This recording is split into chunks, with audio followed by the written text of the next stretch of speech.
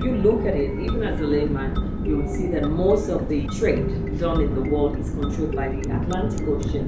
And without the ocean, I mean, how do we connect ourselves? The sea is a mystery.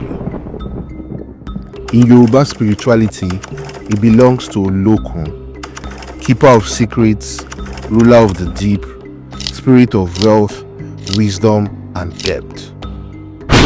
But what happens when humans enter this realm? What do sailors see after months alone with the horizon? I questioned myself why I was in this profession. Why am I here? I was telling God that, look, if I scale through this, I'm not coming back to sea anymore. And what do priestesses hear when they speak to the god of the sea?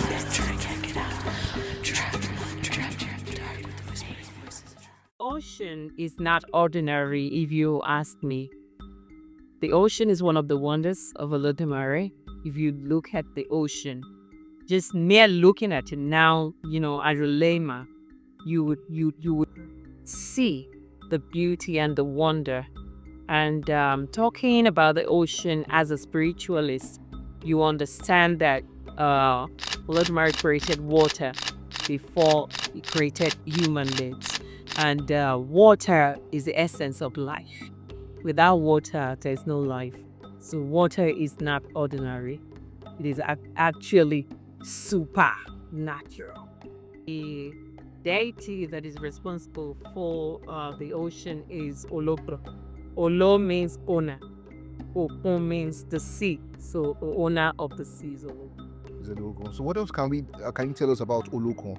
How do we identify an Olokun worshipper? Okay, Olokun is the Orisha in charge of the ocean, and going deeper, Olokun is the Orisha that is in charge of wealth and economic growth or economic development. This is so because Olodumare has put all of these deities in charge of one thing or the other. If you look at it, even as a layman, you would see that most of the trade done in the world is controlled by the Atlantic Ocean. This is because people bring in goods from one country to the other. And without the ocean, I mean, how do we connect ourselves? So if you look at it that way, you see that, yes, this Orisha is really in charge of wealth. He or she also does healing works. It is very important to note that Olokun is an Orisha that is androgynous. That means that it is female and male in energy. So we can refer to the Orisha as he or she.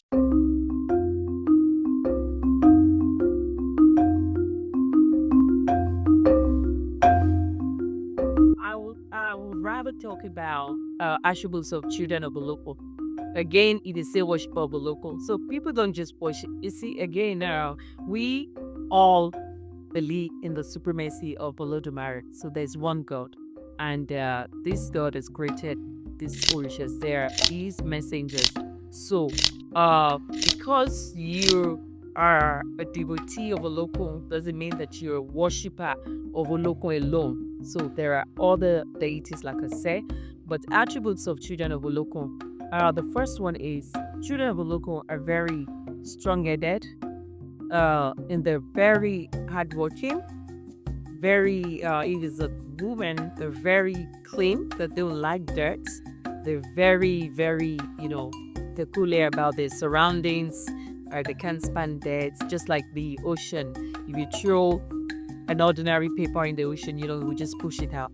So children of Olokun, those that don't like dishonest people, they are very straightforward. They're very precise, very stubborn, but very kind.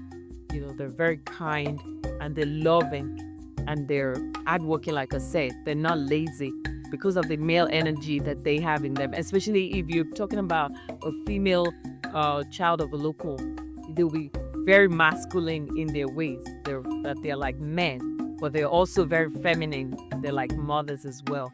So, and it is also worthy of note that children of Olokun have all the attributes of the deity herself or himself. The ocean waves are very powerful. Yes, children of Olokun have a temperament. They don't get angered easily, but when they do, it is always very disastrous.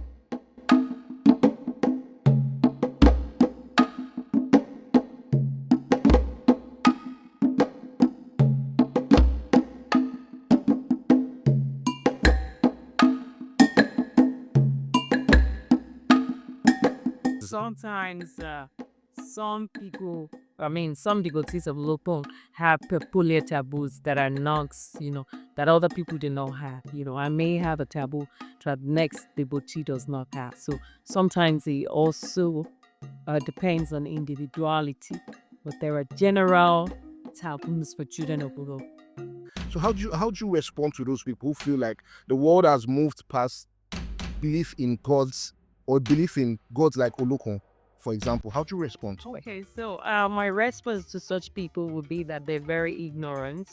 I'll say that because I am not even against any religion. I mean, you can be a Christian or a Muslim, it doesn't really matter. I was born a Muslim. I later became a Christian, and now I'm a traditionalist. And this is because I have been around and I have seen that, you see, tradition is very important in one's life. Again, for those who do not believe, they still practice the traditions, but they don't know when that's what they do. For instance, when we had children or new babies, the way we name our children, everybody still does it traditionally. You have a child on the 8th day, you name a child.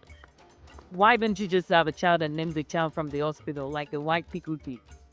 The way we bury our dead and all of that. There's so many things that people do without them knowing that it is still the tradition that is being practiced. So we're nobody without our culture and our traditions. Now I'll tell you this. Reason being that if you deviate from your culture and your tradition, then you will lack identity. What happens to somebody who doesn't have an identity? It means that you are not here. You do not belong here. Sometimes it could be in the way we dress, the clothes we wear, the food we eat. Okay, I don't like tradition, but you're eating eba and efo, real. You're eating abula. You're eating ewa. You're eating asaro. These are foods that are peculiar to us as a people. Now, culture is a mixture of so many things: food, language, fashion, drums, music, So religion is also a part of our culture. So you may not necessarily practice the religion, but you are still practicing the traditions. When you dress, by the language you speak, the way you live your daily life. So again, I'll just say ignorance will make anybody say that, oh, all these things are just there. These things are not just there. Olodumare created that for our use.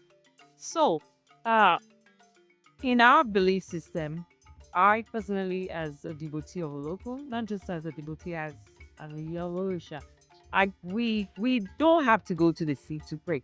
You can see today we had Oseohoku, Yemoja, Batala, and the Rishongoy, all the Orishas. That's because we have the Orishas concentrated and they're here at the palace. And so we don't have to go to the water, but sometimes we just want to go there, feel close, to these deities, touch, feel. That's why we go there. It isn't that we have to go there for our prayers to be answered. No. We just go there because we have access to it. People who live in Benin, for instance, they don't have beaches, they don't have oceans.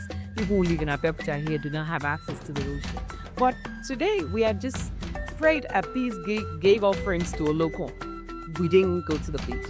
And other times we feel like we want to just feel close to, to that Orisha. We can go there, so it doesn't really...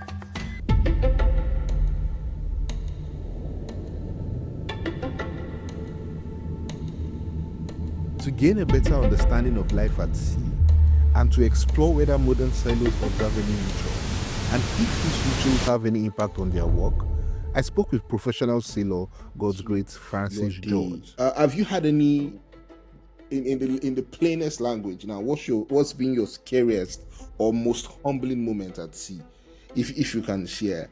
Because you know how you see, something that's been happening. Not well, I've been seeing it a lot this year, where somebody with a deep voice is singing one of those Viking tongues, and you're you're seeing the sheep going like this, and I'm like, hey God, does this happen in real life?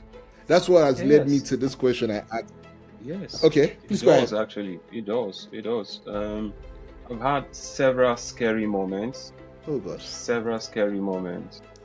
But I think the most scariest for me was when, okay, we were crossing the Indian Ocean from down South Africa. We are crossing to Asia. Crossing the Indian Ocean takes roughly about 14, 16 days thereabout, depending on the speed of the ship and weather condition. And during the end of the year, from November, December, January, the sea is usually very rough, very bad. So we were crossing it. The weather was crazy. The weather was nothing like I have ever encountered before. And then we had somebody on board died. So from some medical complications. So for me, it was the most scariest moment of my life, because I couldn't have imagined someone that you just saw, that you have been seeing for days, all of a sudden is somewhere in the cold room, waiting to be taken off. So yeah, the person died and the weather was really bad. It was for me the most scariest moment. It was for me. I don't think there's any other of my experiences that comes close to that. I've had one very terrifying experience. That was when we were crossing the English Channel, Bay of Biscay. That was a very terrifying experience for me. However, nobody died. So this one was really scary for me. Yeah. I questioned myself why I was in this profession. Why am I here? I was telling God that, look, if I scale through this, I'm not coming back to sea anymore. But